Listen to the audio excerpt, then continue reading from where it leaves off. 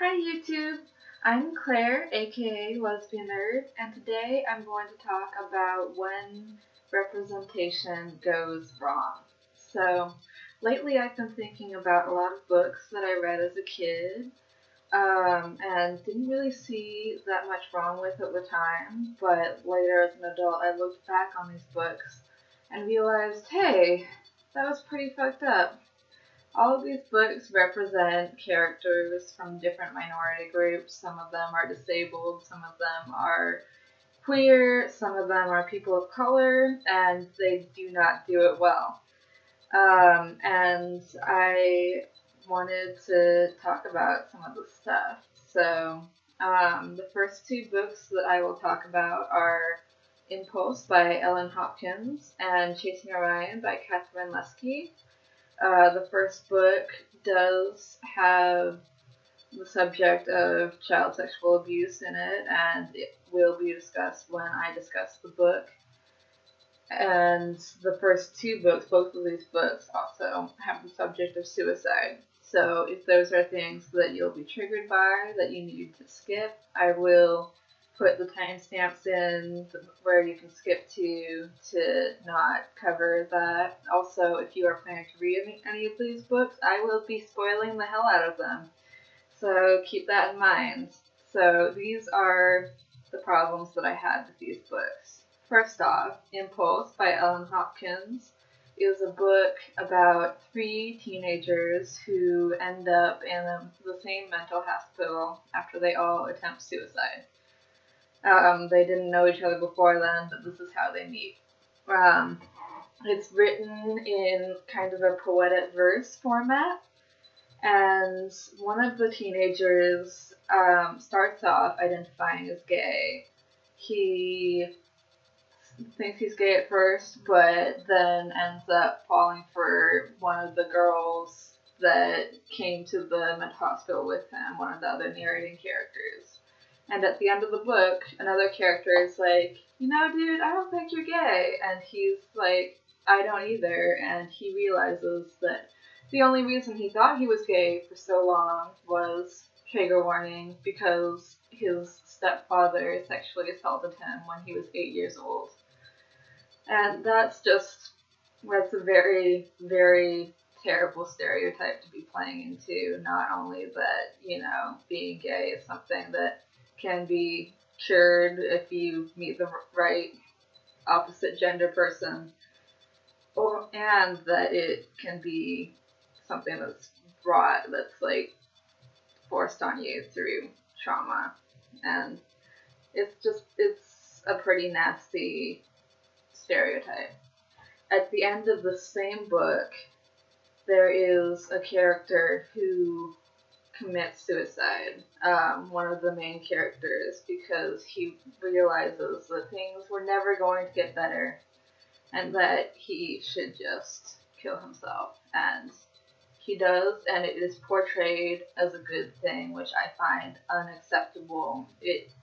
The book talks about it like he did the right thing, that he's happier now wherever he is, and I think that sends a really terrible message, especially for a book that's directed at young adults, that suicide is sometimes the answer. And this particular kid, he decided to go through with it because he was having problems with his mom, and he realized that his mom was never gonna get better, never gonna start treating him better, and that makes his whole life like worthless, apparently. Like, this kid was 16. He was gonna move out soon anyway. He can find a chosen family. It didn't have to be that way, but the author made it that way, which I find really, really harmful. The second book that I wanted to talk about is Chasing Orion, which I read I think I was probably 10 when I read this, and it is about a young girl named Georgie in the 1950s who moves into a new house and meets a girl named Phyllis next door who had polio and is pretty much paralyzed from the neck down. She can move a couple of muscles, but that's just about it. and she is in an iron lung to help her breathe. And Georgie makes friends with Phyllis. Phyllis gives her makeup advice, and they chat and do stuff. And Georgie's older brother also hangs out with them, and he starts dating Phyllis, and it becomes a whole romance. And eventually, Georgie figures out that Phyllis is manipulating her older brother into assisting her suicide because she doesn't want to be in the iron lung anymore. She doesn't want to live that way. And she is trying to trick her older brother into supposedly helping rehabilitate her into being able to breathe on her own, and doing that by taking her out of the lung and not putting her back, effectively killing her. And Georgie figures out that's her plan, so she runs over and she stops her brother and tells him what's going on, and Phyllis admits it, but of course he isn't gonna help after that, and they basically both cut ties with her. They receive word from her parents a few weeks later that Phyllis has stopped eating and she's not doing so well, and that then after that Phyllis has died and she killed herself via starvation. And I think that this sends a really, really terrible message. There have been other books and people who have responded to books like Me Before You that carry the same kind of message, that it is better to be dead than disabled, and feature disabled characters that do kill themselves rather than live as a disabled person. And that is such a harmful trope to so many people. A lot of people have done excellent responses to books like Me Before You and talked about this kind of trope. I will link some of their videos in the description below. But yeah, that's another one. And finally, talking about the Percy Jackson series. Now, I love this series. I really do. I loved it as a kid, and I read all the books over and over and over again. I had the audiobooks that I would play at night to help me go to sleep. I memorized every little detail. I went to see Rick Riordan when he came to Olympia and get some books signed. So, yeah, I was a huge fan. But there are some things that need to be talked about in this series, and that one of those things is that within the first 5-book Percy Jackson series, every single character of color that played a major role, meaning that they went on a quest with the main cast, Percy, Annabeth, River, and whoever else, they were always killed off within one book of their introduction.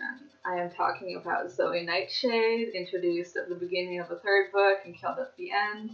I'm talking about Ethan Nakamura, introduced at the end of the 4th book, killed at the end of the 5th. And Charles Beckendorf, who was introduced at the end of the 4th book and killed at the beginning of the 5th book. So there is a very strong pattern there, and the only 2 characters of color in that book, in that series, that made it to the end are Annabeth's stepmom, who's Japanese, and Clarissa's boyfriend, who is Latino. And they are both only in the story as, like, related to some main white characters. They're very minimal. Annabeth's stepmom shows up once in the 3rd book, and Clarissa's boyfriend is just this minor guy that exists because Rick Riordan wanted to pair her up with somebody. So that's a big issue, and it's really telling to me that I went so long without noticing it. It's telling to me that it is so normalized to have this all-white cast of characters in books with only a few minor characters of color that are treated as disposable, and that this was something that took me so long to notice, even though I had devoted so much time to these books. And to contrast that, in the Heroes of Olympus series, the series after that, there were 9 narrating characters, 5 of whom were people of color, and people did notice that. I didn't hear anybody talking about the excessive whiteness of the first series, but I did hear people getting up in arms about Rick Riordan forcing diversity in his second, which is ridiculous, but, an accurate representation of the real world where, people of color exist and they do heroic, awesome stuff all the time, versus this really blindingly whitewashed series that the second one is what gets a pass, basically. As far as I've seen. People have probably talked about it before, but it's just something that I've noticed that has been excessively normalized to have all white casts in major series. So yeah, I think it's important to talk about the way that people from minority groups are represented in books, especially for young adults and children. If you are an author, I think that if you're going to be writing about a minority group that you do not belong to, you should do a lot of research into the tropes that commonly surround people from that group. See what you should avoid. Think about what purpose you are including this character for. Are they just there to serve the story of your more privileged characters? What are they doing in the story? And I think that a good idea would be to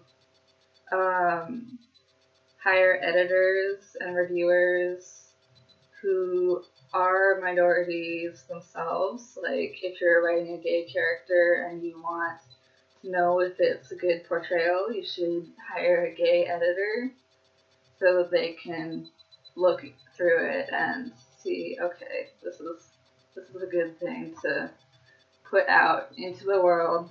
This isn't gonna harm people. And I know that some things, it's pretty hard to, like, pretty much nothing is unproblematic, but I do think that there are things to look out for and that we can always do better. And I think that's something that we should all strive for. So, if you have any thoughts on this subject, please comment below, and I hope you have a good evening.